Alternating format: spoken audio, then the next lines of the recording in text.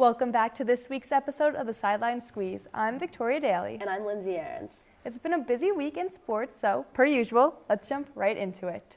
So last episode, me and Lindsay talked about the Super Bowl. She was siding with the Chiefs for the big game, thinking that you can't count out Patrick Mahomes. I was more focused saying the Eagles had too many offensive weapons, and the Eagles did end up coming out soaring as they defeated the Chiefs 40-22.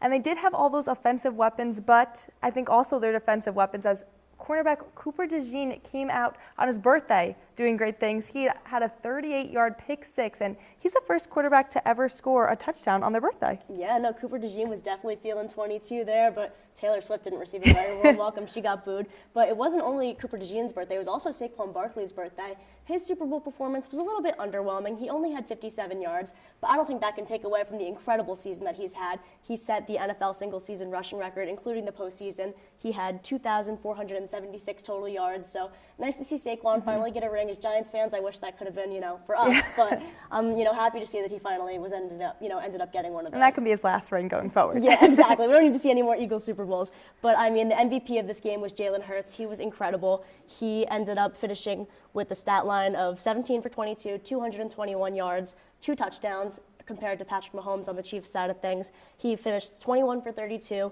275 yards, 3 touchdowns, and 2 interceptions, which I don't know. I think that Mahomes was just he had no protection out there. The Chiefs' offensive line was not, protecting him, and he was scrambling and really didn't have any time to bring out that Mahomes magic that we're used to seeing. It could have been the voodoo doll on the sideline too, or in the fans. But I also just think that the Chiefs didn't get their start until late into the game, because at the end of the game I was like, oh, this is the Chiefs that we should have been seeing the whole game, but it was too late. Yeah, I don't think their first touchdown was until there were 30 seconds left in the third quarter. So at that point, you're already down big. There's no coming back from that, and especially the way the Eagles were playing too. The Eagles it just felt like they wanted it more. To go for the Chiefs to go down 34-0 at half, that's just not what you expect to see, and totally showed that the Eagles, just were the better team. I have to give you credit. You're right in your prediction. No, I wish I was wrong. I know. I was trying to manifest it, but you're definitely right. So props to you for that prediction, of course. But now we have Jalen Hurts, who just defeated Patrick Mahomes, and we had this whole discussion, of MVP for the whole season between Lamar Jackson and Josh Allen. How do you think Jalen Hurts, comes in there with also Joe Burrow in the mix and Patrick Mahomes, all of these quarterbacks together? I don't think that Jalen Hurts was ever an MVP candidate this season. I think Saquon, who won Offensive Player of the Year, was more MVP candidate, on the Eagles. And Jalen Hurts is, very good quarterback. I think that he entered, could potentially have entered that elite quarterback conversation, like you were saying, with all the quarterbacks you had named before. I don't know. I think that he has a good supporting cast around him. The Eagles have a great offensive line. They have Saquon Barkley rushing for over 2,000 yards. A.J. Brown, Devonta Smith. Exactly. There are just so many weapons that, truthfully, I don't think he has a better skill set than, Josh Allen, Joe Burrow, Lamar Jackson. But, now that he has that supporting cast and has the ring, he could be considered in that conversation. What do you think? I feel like he is definitely up there. In 2023, we had the Eagles-Chiefs, and they only lost 38-35, and now he comes in this game, and he just destroys Patrick Mahomes, who is in that GOAT contention that – yes, he has the weapons, but if you look at other teams, Joe Burrow has offensive weapons too. Everyone has weapons. Travis Kelce for the Chiefs too, even though this wasn't really his season. So I do think he is making his way in there. And if we look at the last 4 years in the postseason, Hurts has won 51 games, Mahomes 62, Burrow 41, Allen 53, Jackson 42. So all those numbers, they're all in it together.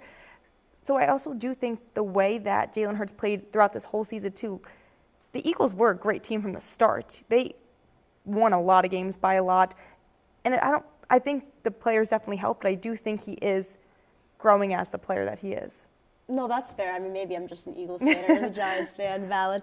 But jumping into Syracuse basketball, moved from the field to the court, Syracuse ended up falling to UMiami 91-84. So just an embarrassing loss because UMiami was in last place in the ACC, and we just lost to a last place team. UMiami heading into this game was 5-18, Syracuse 11-13. So Syracuse, they needed this win to keep trying to move up there and make the ACC tournament. But this was devastating last night. It really was. I think that this whole season has just been really embarrassing as a Syracuse basketball fan. coming into the school, you think, of Syracuse as a basketball school, but this season they just really haven't been. I mean, they narrowly beat Boston College on Saturday. That game was in 3 overtimes. I sat through the entire thing. It was a long game.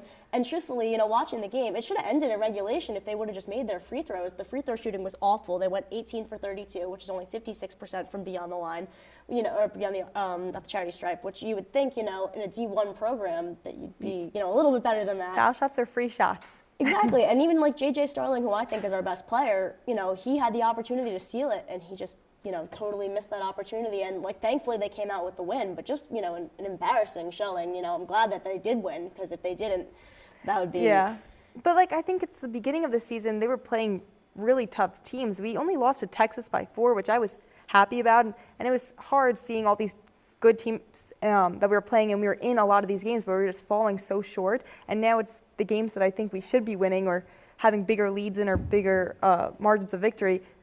We're not getting what we should be getting as number-wise. And we have J.J. Starling, Eddie Lampkin Jr. putting up numbers in games that they should be. They just put up 25 and 22 points. They have their 1,000 points for the season, and it's frustrating when it's they're doing parts, but then other people aren't.